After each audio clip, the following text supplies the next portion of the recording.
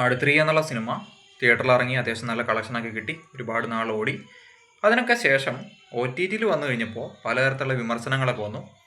അതായത് ഈ ഒരു സിനിമ ഇങ്ങനെ എടുക്കേണ്ട ഒരു ആവശ്യമില്ലായിരുന്നു, ഇതിലെ കോമഡി ഭാഗങ്ങളൊന്നും തന്നെ വർക്കൗട്ട് ആയിട്ടില്ല, എന്നാൽ പലതരത്തിലുള്ള വിമർശനങ്ങൾ. വേറെ കുറച്ച് കാര്യങ്ങളൊക്കെ വന്നു. അതായത് ആ ഒരു സയൻസ് ഫിക്ഷൻ പാർട്ട്, ആ ഒരു ചരിത്രമൊക്കെ ഇങ്ങനെ കാണിക്കുന്നതുകൊണ്ട് ഒരു കാര്യമില്ല, വെറുതെ ഇത്രയും സിനിമ ഇങ്ങനെ ലാഗ് അടിപ്പിക്കുന്നതുകൊണ്ട് എന്ത് കാര്യമാണുള്ളത്, അങ്ങനെയൊക്കെയാണ് ചില ആളുകൾ ചോദിച്ചത്. ഈ ഒരു cinema first day first show കണ്ട ഒരാളെന്നുള്ള നിലയിൽ ഈ ഒരു സിനിമയെ പറ്റി എനിക്ക് തോന്നിയ ഒരു കാര്യം ഞാൻ പറയാം. അത്യാവശ്യം കുഴപ്പമില്ലാത്തൊരു ഡീസൻ്റ് ആയിട്ടുള്ള പടം തന്നെയാണ് ഈ ഒരു പറഞ്ഞ ആട് 3. പക്ഷേ ഇതിന് കുറേ പോരായ്മകളുണ്ട്. അത് ചില ആളുകൾ നോക്കുമ്പോൾ ഭയങ്കരമായിട്ട് പോരായ്മകൾ തോന്നും. അതിലെ പ്രധാന കാര്യം എന്ന് പറയുന്നത് കുറേ കാര്യങ്ങളൊക്കെ ഇതിൻ്റെ അകത്ത് വർക്കൗട്ട് ആവുന്നുണ്ട്, കോമഡി എസ്പെഷ്യലി. ചില സാധനങ്ങളൊന്നും ഒട്ടും തന്നെ വർക്കൗട്ട് ആവില്ല. ബേസിക്കലി ഈ പറഞ്ഞ ഷാജി പാപ്പനും പിള്ളേരും ഒക്കെ കുറച്ച് ലോക്കലായിട്ടുള്ള ആളുകളാണ്, നമുക്കറിയാലോ. അപ്പോൾ അവരുടെ ഒരു ഭാഷ, ഒരു കൊളോക്കിയലായിട്ടുള്ള ഒരു ലാംഗ്വേജ് അവർ യൂസ് ചെയ്യുള്ളൂ.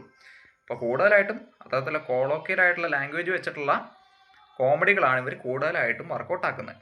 അദ്ദേഹം ഈ പറഞ്ഞ മിഥുൻ മാനുവൽ തോമസ് ആണെന്നുണ്ടെങ്കിലും എഴുത്തിൽ അമ്മാതിരി സാധനങ്ങളൊക്കെയാണ് പടച്ചു വിട്ടിരിക്കുന്നത്. അപ്പോൾ ഈ ഒരു കൊളോക്കിയൽ ലാംഗ്വേജ് വെച്ചുള്ള കോമഡികൾ അത്രയധികം ഇഷ്ടപ്പെടാത്ത ആളുകളെ സംബന്ധിച്ചിടത്തോളം ഈ ഒരു പടത്തിലെ ഭൂരിഭാഗം സാധനങ്ങളും ഇഷ്ടപ്പെടാൻ ചാൻസ് ഇല്ല. ഇതാണ് കോമഡിയുടെ ഒരു അവസ്ഥ. മറ്റൊരു കാര്യം ഇതിലെ ചരിത്ര ഭാഗമാണ്. ചില ആളുകൾക്ക് ചരിത്ര ഭാഗം ഇതിൻ്റെ അകത്ത് ഒട്ടും തന്നെ കൺവിൻസിങ് ആയിട്ട് തോന്നിയിട്ടില്ല, ഒട്ടും തന്നെ ഇഷ്ടപ്പെട്ടിട്ടില്ല. അതിന് ഒരു കാരണമുണ്ട്, അത് ചില ആളുകൾക്ക് ചരിത്രം എന്നുള്ള ഭാഗം സിനിമയിൽ കാണുന്നതിന് ഇഷ്ടമല്ല, അതൊരു കാര്യം. പിന്നെ രണ്ടാമത്തെ ഒരു കാര്യമുണ്ട്, ഇതിൻ്റെ അകത്ത് കോമഡി എന്നുള്ള എലമെൻറ്റ് വെച്ചിട്ടാണ് ഈ ഒരു സിനിമ കൂടുതലായിട്ടും ഓടിക്കാനായിട്ട് ഉദ്ദേശിച്ചിട്ടുള്ളത് ബേസിക്കലി. അപ്പോൾ നമ്മളിങ്ങനെ പടം കണ്ട് ഇങ്ങനെ വരുവാണ്, കോമഡിയൊക്കെ കണ്ട് ഷാജി പാപ്പൻ്റെയും പിള്ളേരുടെ കളികളൊക്കെ കണ്ടു വന്നുകൊണ്ടിരിക്കുന്നതിൻ്റെ ഇടയിലാണ് ഈ പറഞ്ഞ ചരിത്രം കയറി വരുന്നത്. ചരിത്രം കയറി വരുമ്പോഴത്തേനും ചില ആളുകൾ കാണുന്നുണ്ടെങ്കിലും അതൊരു കല്ലുകടിയായിട്ട് തോന്നി. ഇത് ഒരു ബോറിംഗ് ആയിട്ടുള്ള പരിപാടിയാണല്ലോ എനിക്ക് കാണിച്ചുകൊണ്ടിരിക്കുന്നത്, എന്തിനാ ഈ ചരിത്രമൊക്കെ ഇങ്ങനെ കാണിക്കുന്നത് എന്നുള്ള ഒരു ചിന്തയായിപ്പോയി. സത്യം പറഞ്ഞു കഴിഞ്ഞാൽ അത്രയും എൻഗേജിങ് അല്ലാത്തൊരു രീതിയിലൊന്നും അല്ല പടം പോകുന്നത്. കാരണം ഈ ഒരു കഴിഞ്ഞ കാലം കാണിച്ചു, അതിനുശേഷം പുതിയ കാലം കാണിച്ചു, പിന്നെ കഴിഞ്ഞ കാലം കാണിച്ചു, ഇങ്ങനെ കുറച്ച് പരിപാടികളൊക്കെ കാണിച്ച് അത്ര ബോറടിപ്പിക്കാത്ത രീതിയിൽ തന്നെയാണ് പടം പോകുന്നത്. പക്ഷെ എന്നാൽ പോലും ഈ പറഞ്ഞ ചരിത്രം കാണിച്ചത് ചില ആളുകൾക്കെങ്കിലും അത്ര ഇഷ്ടപ്പെട്ടിട്ടില്ല എന്നുള്ളൊരു യാഥാർത്ഥ്യമാണ്. അതിനൊപ്പം കൂട്ടി വായിക്കേണ്ട ഒരു കാര്യം കൊണ്ട് ഞാൻ പറയാം, ഇത് കോമഡി സിനിമയായിട്ട് വന്ന ഒരു പടമാണ്. ഇതിൻ്റെ ഫ്രാഞ്ചൈസിലെ 1, 2 ഇതെല്ലാം പക്കാ കോമഡി എൻ്റർടൈൻമെൻറ്റ് പടങ്ങളായിരുന്നു. അതിനുശേഷം അതിന് തുടർച്ചയാന്നുള്ള രീതിയിലാണ് ഈ പറഞ്ഞ 3rd പാർട്ട് ഇറങ്ങുന്നത്. അപ്പോൾ ഈ ഒരു പാർട്ടിൽ നിന്ന് നമ്മൾ ഏറ്റവും കൂടുതലായിട്ട് ഒരു പ്രതീക്ഷിക്കുന്നത് ഇത്രയും കോമഡി എൻ്റർടൈൻമെൻറ്റ് സ്റ്റഫ് തന്നെയാണ്. സോ ഈ ചരിത്രം സാധനങ്ങളൊന്നും കൂടുതൽ ആളുകളും കാണാനായിട്ട് ഇഷ്ടപ്പെടുന്നില്ല. സോ അങ്ങനെ പെട്ടെന്നൊരു ചരിത്രം ഈ ഒരു സിനിമയിലേക്ക് കുത്തിക്കയറ്റിയ പോലെ വന്നപ്പോൾ ചില ആളുകൾക്കേലും പടം ദഹിച്ചില്ല. എന്നിരുന്നാലും ഇങ്ങനെയൊക്കെ ആണെങ്കിൽ പോലും കുറേ എക്സൈറ്റിംഗ് ആയിട്ടുള്ള കാര്യങ്ങൾ ഈ പടത്തിൻ്റെ അത് വരുന്നുണ്ട്. മറ്റ് കാര്യങ്ങളെല്ലാം ഡിസോൾവ് ചെയ്യുന്ന തരത്തിൽ ഈ പടത്തിൽ അത്തരത്തിലുള്ള സംഭവങ്ങളാണ് ഏറ്റവും ഹൈലൈറ്റ് ചെയ്ത് നിൽക്കുന്നത്. അതിൽ തന്നെ ഡ്യൂഡിൻ്റെ എൻട്രി, ഈ പറഞ്ഞ ഹെലികോപ്റ്ററിൽ നിന്ന് വന്നിട്ട് സാധനം എടുത്തുകൊണ്ട് പോകുന്ന ഒരു സാധനമൊക്കെ ഇല്ലേ, അതൊക്കെ സെറ്റ് സാധനമാണ്. അതുപോലെ തന്നെ നമ്മുടെ പാപ്പൻ ബോട്ടിൽ വരുന്ന ആ ഒരു സാധനം, അത് BGM ഇട്ടിട്ട് സെറ്റാക്കി വെച്ചിട്ടുണ്ട്. അങ്ങനത്തെ കുറേ സാധനങ്ങൾ ത്രൂ ഔട്ട് ഈ ഒരു പടത്തിൻ്റെ അകത്തുണ്ട്. ഇങ്ങനെയൊക്കെ ആണെന്നുണ്ടെങ്കിലും ആളുകൾ മെയിനായിട്ട് നോക്കിയത് ആ ഒരു ചരിത്രത്തിൻ്റെ സാധനവും കോമഡിയുടെ സാധനമാണ്. ആളുകൾ പ്രതീക്ഷിച്ച് വന്നത് എന്താ, ഒരു ഫസ്റ്റ് പാർട്ടും സെക്കൻഡ് പാർട്ടൊക്കെ കണ്ട ആളുകൾ അതേ ലേബലിലുള്ള അതേമാതിരി അച്ചിലുണ്ടാക്കിയ ഒരു സാധനമാണ് പ്രതീക്ഷിച്ചത്. 3rd പാർട്ട് കാണിക്കുന്നത് ആ ഒരു സെയിം അച്ചിലുള്ള സാധനമല്ല ഒരിക്കലും.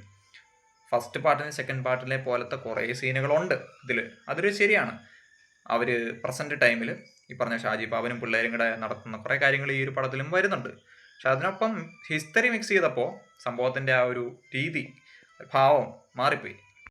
ഇതിനൊക്കെ ശേഷവും ഈ ഒരു പടം ഇങ്ങനെ എടുക്കേണ്ട ആവശ്യം ഉണ്ടായിരുന്നോ, അല്ലെങ്കിൽ ചരിത്രവും സാധനവും എല്ലാം കൂടെ ഇങ്ങനെ കൂട്ടിക്കഴിച്ചിട്ട് ഈ ഒരു തരത്തിൽ 3rd പാർട്ട് ഇറക്കേണ്ട ആവശ്യം ഉണ്ടായിരുന്നോ, അല്ലെങ്കിൽ ഫസ്റ്റ് പാർട്ട് സെക്കൻഡ് പാർട്ടൊക്കെ ഇറക്കില്ലോ ആ ഒരു ടൈപ്പിൽ ടിപ്പിക്കലായിട്ട് ഇറക്കിയാൽ മതിയായിരുന്നു എന്ന് പറയുന്ന കുറേ ആൾക്കാരുണ്ട്. അവരോട് എനിക്ക് പറയാനുള്ളൊരു കാര്യം, ഓപ്പണായിട്ട് പറയുകയാണെന്നുണ്ടെങ്കിൽ ഇമാതിരി ചരിത്ര സാധനമൊന്നും കൊണ്ടുവന്നില്ലെങ്കിലും വലിയ കുഴപ്പമില്ലായിരുന്നു, അതാണ് സത്യം. പക്ഷേ എനിവേസ് ഇതൊരു എക്സ്പെരിമെൻ്റൽ ബേസിസിലുള്ള ഒരു പടം കൂടിയാണ്. സാധാരണ ഉള്ളതെന്നൊരു മാറ്റി പിടിക്കാനാണ് ഡയറക്ടർ ശ്രമിച്ചിട്ടുള്ളത്. കുറേയൊക്കെ ഒരു പരിധി വരെ സംഭവം എൻഗേജിങ് ആയിട്ട് തന്നെ പോകുന്നുണ്ട്, അത്യാവശ്യം ഡീസൻ്റ് ആയിട്ടുള്ള പടം തന്നെയാണ്. ഫസ്റ്റ് പാർട്ടും സെക്കൻഡ് പാർട്ടും ഒക്കെ ഇഷ്ടപ്പെടുന്ന ആളുകൾക്കും 3rd പാർട്ട് ഒരു പരിധി വരെയൊക്കെ ഇഷ്ടപ്പെടും. ആ ഒരു ചരിത്രത്തിൻ്റെ സംഗതിയിൽ മാത്രമേ വിഷയങ്ങളുള്ളൂ. പിന്നെ കോമഡിയുടെ കാര്യത്തിൽ കുറ്റം പറയുന്ന ആൾക്കാർ, കോമഡി ബേസിക്കലി അങ്ങനെയാണ്, ഫസ്റ്റ് പാർട്ടും സെക്കൻഡ് പാർട്ടും കണ്ടിട്ടുള്ളവർക്കും അറിയാം. അതിലും ഈ ഒരു സാധനം തന്നെയാണ്, ഈ ഒരു സെയിം ഫോർമുല തന്നെയാണ് വർക്കൗട്ട് ആക്കുന്നത്. സോ ഓവറോൾ അത്യാവശ്യം കുഴപ്പമില്ലാത്തൊരു പടം, എൻഗേജിങ് ആയിട്ടുള്ള പടം. പക്ഷേ ചരിത്രം, ഭൂമിശാസ്ത്രം ഇങ്ങനത്തെ കാര്യങ്ങളൊക്കെ സ്ക്രീനിൽ കാണാനായിട്ട് ഇഷ്ടപ്പെടാത്തവർ ഈ ഒരു പടത്തെ തീരെ ഇഷ്ടപ്പെടാൻ ചാൻസ് ഇല്ല. കുറേ സാധനങ്ങൾ ഇതിൻ്റെ അകത്ത് വരുന്നുള്ളത് കൊണ്ട്. അതുപോലെ തന്നെ വളരെ ടിപ്പിക്കലായിട്ടുള്ള സിറ്റുവേഷണൽ കോമഡികളും ഇഷ്ടപ്പെടാത്തവരും ഈ ഒരു സിനിമയോട് അത്രയധികം യോജിപ്പ് കാണിക്കുമെന്ന് തോന്നില്ല. കാരണം ഇതിൻ്റെ അകത്തും ത്രൂ ഔട്ട് സിറ്റുവേഷണൽ കോമഡികൾ അമ്മാതിരി സാധനങ്ങളൊക്കെയാണ് മുഴുവനായിട്ട് വരുന്നത്. ഒരു ക്ലൈമാക്സ് എന്നുള്ള രീതി പറയുകയാണെന്നുണ്ടെങ്കിൽ അറ്റ്ലീസ്റ്റ് കുറേ നല്ല കഥാപാത്രങ്ങൾ ഈ ഒരു പടത്തിലുണ്ട്. ഈ ഒരു പടത്തിൻ്റെ ഏറ്റവും വലിയൊരു വിജയം അതാണ്.